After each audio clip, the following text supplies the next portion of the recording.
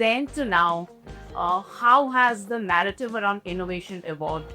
How are CEOs or founders looking at innovation? If you have to leapfrog from X level to a Y level, you need some big ticket innovations. And the most appropriate example would be the mobile phones. So innovation is all about disruption. Yes. And in today's world, AI is the biggest disruptor. Yes, yes. But not all, but it comes with its challenges. Sure. So how can one build an innovative business on the back of AI, by using AI prudently? Yeah. So I think anything new coming in, any disruption which comes in, there is always an opportunity to it, and there is always a threat. Will they impact me? Or will there be an opportunity? So I personally think that depending on the kind of business one is in, one will have to evaluate what are the opportunities arising out of the AI disruption.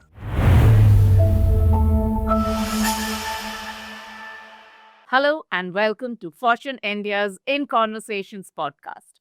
Be it a consumer startup, founder, a marketer, or even an entrepreneur who's running a B2B enterprise, building a business on the back of a solid innovation is kind of table stakes today. My guest today talked about building innovation led businesses decades ago when it was a world of Me Too's.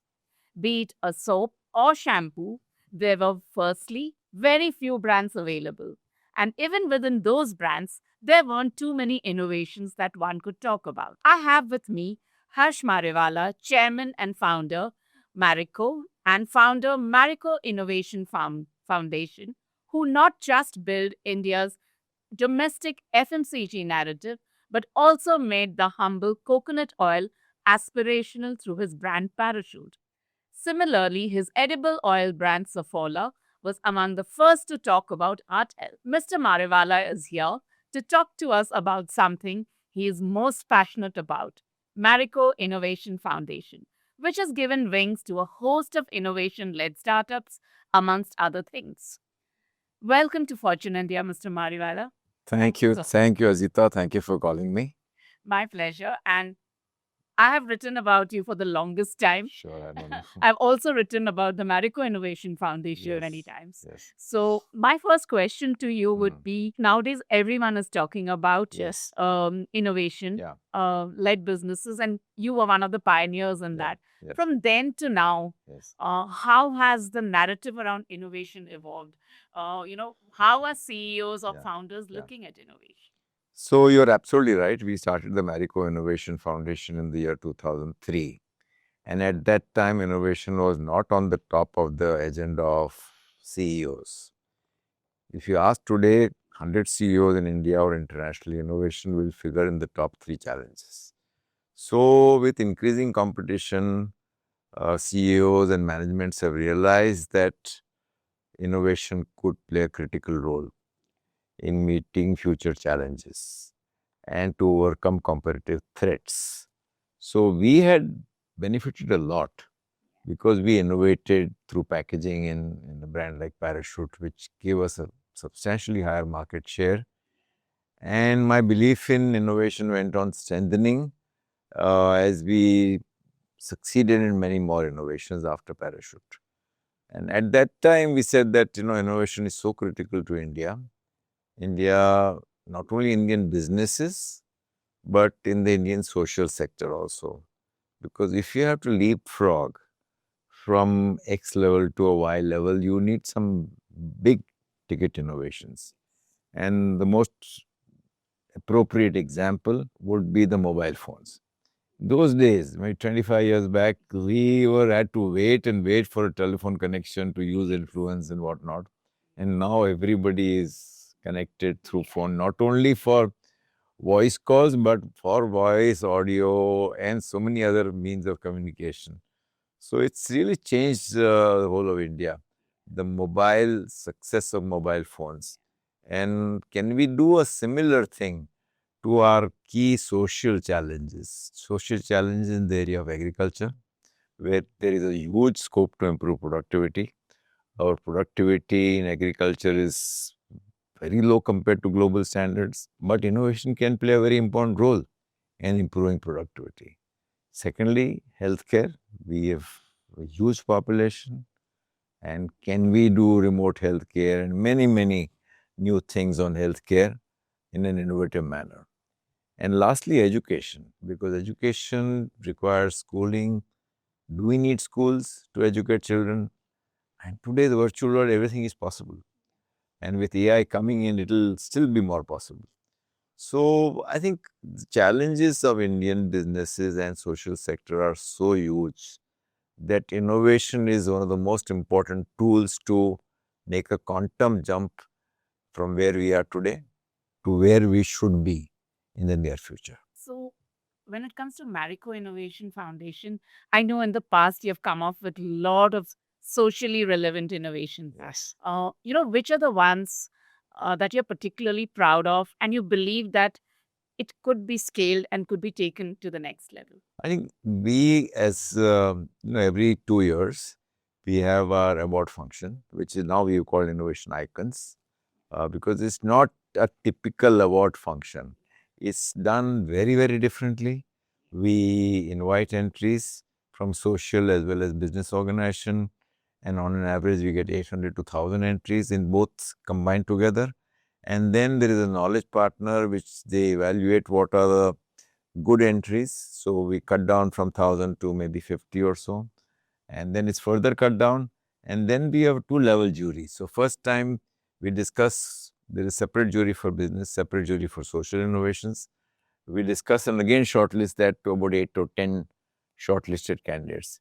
And then what we do is we actually ask the knowledge partner to go and visit those people who have been shortlisted. And many times they may be making some wrong claims, so we verify a lot. So we meet again, the jury meets again, and then we decide to award about 5 to 6 combined awards between social and business category, which culminates in an award function. And that award function is very unlike a normal award function, wherein each one has been taught about what is the innovation they've done. So there is a TED type of trainer who spends a lot of time with all the likely speakers or the winners. And it's a very crisp function, which lasts about 1.5 hours. But a lot of innovation has been covered, and what impact it has had or it can have is something which we cover in the innovation icons function. And we get fantastic feedback from all the people who attend. And I go on getting requests from those who were not able to attend last time. When is the next award, innovation award function or innovation icons function? So it's we made a mark in terms of how to do that innovation icons function, because we spend a lot of energy in terms of collecting entries. We identify innovative organizations, shortlisting by the knowledge partner, the jury deliberations, which is made of topmost names both in social and business side, and then training for the function. The function itself, a lot of attention is given in terms of how to plan the function. It's a very crisp 1.5 hours spent on innovation. So it's, and then after that, from last innovation uh, function, we have now had engaged kind of many more initiatives to support innovative organizations. Because many innovative organizations, though they are innovative, they don't know how to scale up. Scaling up challenge is very different than innovation challenge. And unless they are scaled up, the innovation will remain on a very small level. So it's very important that we help them scale up. So depending on the organization, we give them a mentor, we teach them, we coach them. We also are, for organizations which are needing some funds, we have a day where we call the potential investors. They can make a pitch to the investors in terms of funding. So it's a journey which continues for a period of time and just not doesn't end at the award function. We also give publicity to the winners through coverage in media and all that. So all in all, they benefit a lot through overall engagement with the Marico Innovation Foundation. Interesting. But I would like to hear about, if I could get one or two examples of some of the innovations I mean, they could be socially led innovations, which you're particularly proud of. And if you could just tell us how you managed to scale them. So there's one organization which is by the name of Khabar Leria, which is I think, in parts of Bihar. And this is run by women. And they talk about, basically, it's a way to inform people what's happening in that area where there are no newspapers. And I think that organization is scaled up substantially. There's another organization which makes robots for cleaning sewage, because in India, I mean, most of the time in most municipal corporations, you have to go inside the sewage to clean the pipes and all that. And it's very dangerous in terms of health.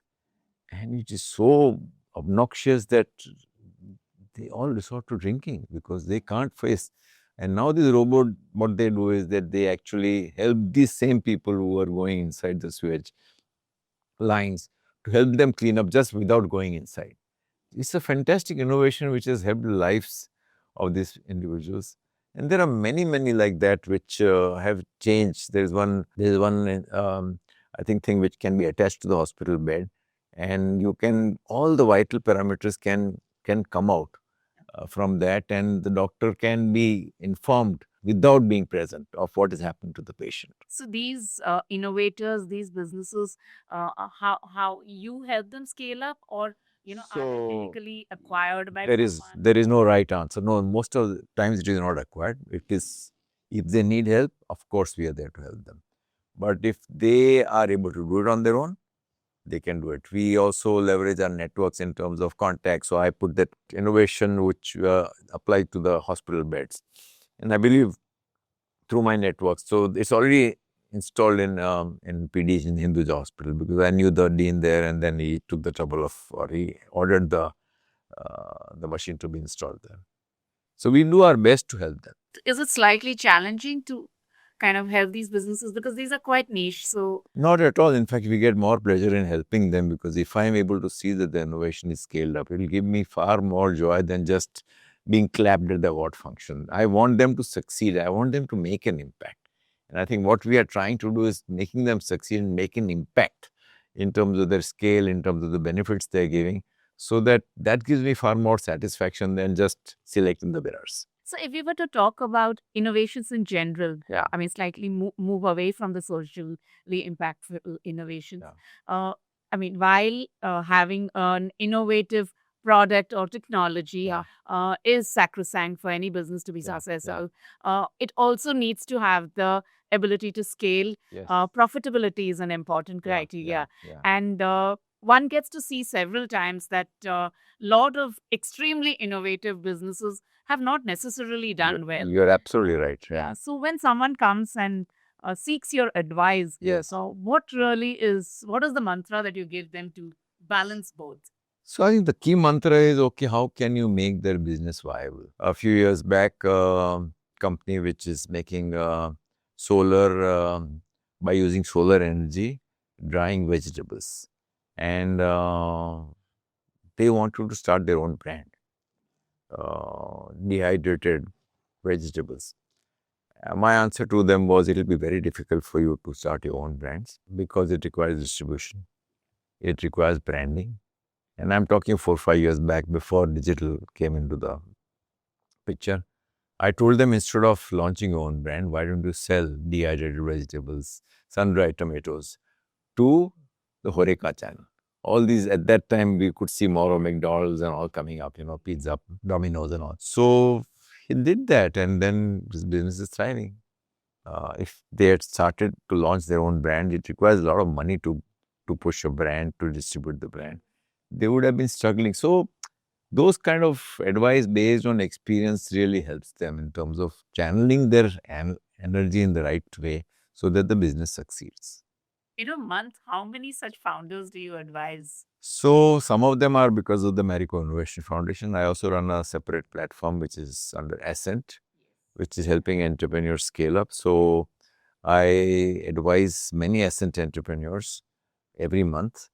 On top of that, I'm a part of advisory board of some other PE funds. So I So some of the companies they've invested, I mentor them. And then my son also runs venture capital business, which wherever he invests, wherever he asks me to contribute, I do that. So all in all, in a month, I must be meeting at least 10 to 15 entrepreneurs every month and give them my input, which is, I don't expect anything in return, but the fact that I'm able to make a big difference to them itself is a big source of satisfaction for me.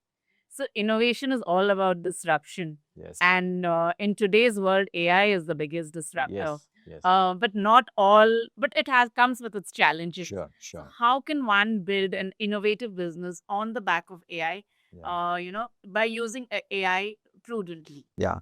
So I think anything new coming in, any disruption which comes in, there is always an opportunity to it, and there is always a threat. Will they impact me, or will there be an opportunity? So I personally think that depending on the kind of business one is in, one will have to evaluate what are the opportunities arising out of this AI disruption. Is it to do with costs of saving people? Is it to do with the speed of doing things?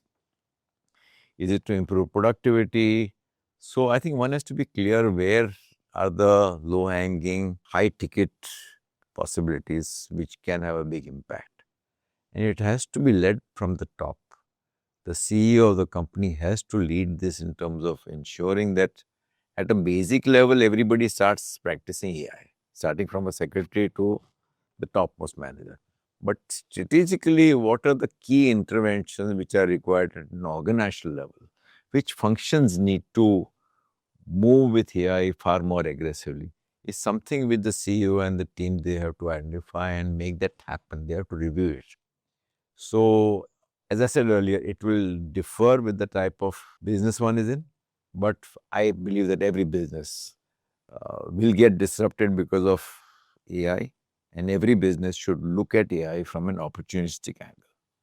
Which is your favorite AI tool? Do you use any AI tool? So I do mainly when I'm traveling, what to do, what to see, where to, like I'm going next week with my grandchildren. So what can I do with them, things like that. But of course, at an organizational level, I mean, some of the ad films which costed maybe 30, 40, 50 lakhs, you can do it within a few lakhs.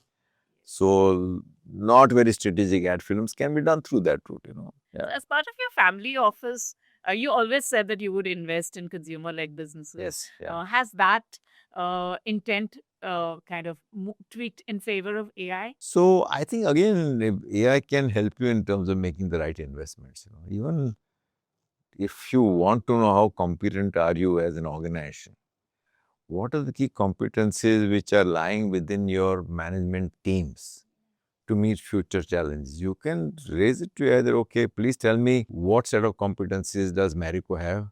Where are the gaps and where they should fill up? Because ultimately in any business or any social organization, the competencies will play the most critical role in terms of what competencies are gaps are there and where you need to make up. Similarly, culture, you can ask AI there, what kind of culture is required to succeed in an FMCG business, and what is the culture in Marico, and you will get answers. Coming to legacy businesses, so I see most legacy businesses, wanting to acquire innovative D2C brands Yes. rather than Yeah. building it themselves. Yes.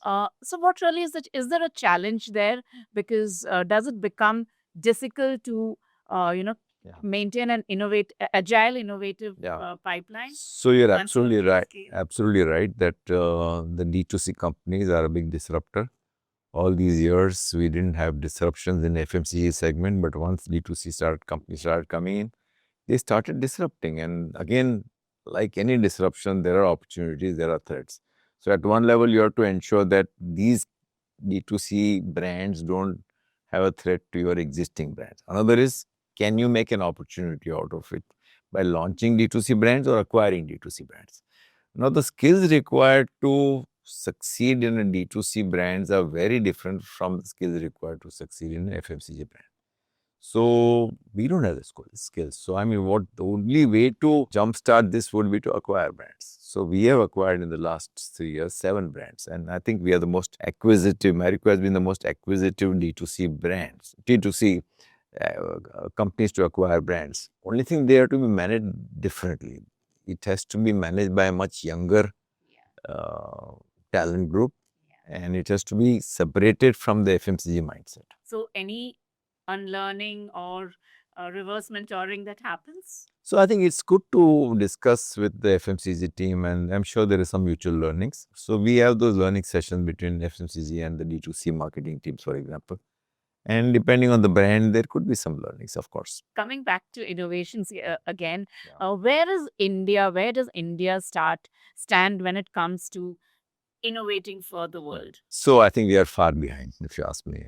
You should look at what other countries have done, what China has done. It's amazing, whether it is AI or whether it is EV or whether it is robotics or manufacturing innovations. They're miles ahead of you. I don't think we are anywhere near the horizon on the global scale. I don't think India is even taken seriously through innovation. We have, of course, we will leverage good in the area of service sectors where we are in the IT, we are the leaders, but that also will get disrupted, because AI will disrupt the need for service providers. So we have to be far more aggressive in our innovative approach, and we have to go on investing more money in technology to really be there at the global scale. Coming to the end of our conversation, my last question to you would actually be on leadership. Yeah. So, we are living in an era where disruptions are a way of life. There's frequent geopolitical crisis, climate change. El Nino is the current, big challenge that all of us are staring at. What would be your advice to a CEO or a founder of a company to steer their ship? So I think the first thing is you are absolutely right that we are getting disrupted from different angles, whether it's geopolitics, technology, climate change, and these are three main areas where there is disruptions that are occurring more. So I think one is the need to have the outside in. It is very important for the CEO and the team to know what are the disruptions and how are they going to impact the business, because these are outside interruptions, not from within the industry, and these are global disruptions. So you have to have a very good sense of what is happening outside in, which will impact your business, and then what do you need to do internally to overcome those challenges and to make opportunities out of those disruptions. In short, that would be but at the same time, because of things are moving fast, the need for agility will increase. Definitely, you will have to be much, much faster. The need to ensure that the top team at least the top team does have an ownership mindset where they feel like owners. Because all of a sudden, to meet disruptive threats, you can't go into a situation where you have to go on consulting 20 other people and decide. You will have to take actions which have been empowered to you in a very agile manner. Thank you so much, sir, for talking to Fortune India. It's always a pleasure to talk to you, and there's so much to learn from you. Thank you, Ajidu. Thank you for calling me. Thank you. I really hope you enjoyed watching this podcast as much as I did putting it for you. Do tune in to Fortune India's In Conversations podcast for more such interesting conversations with leaders of India Inc. Thank you and see you soon.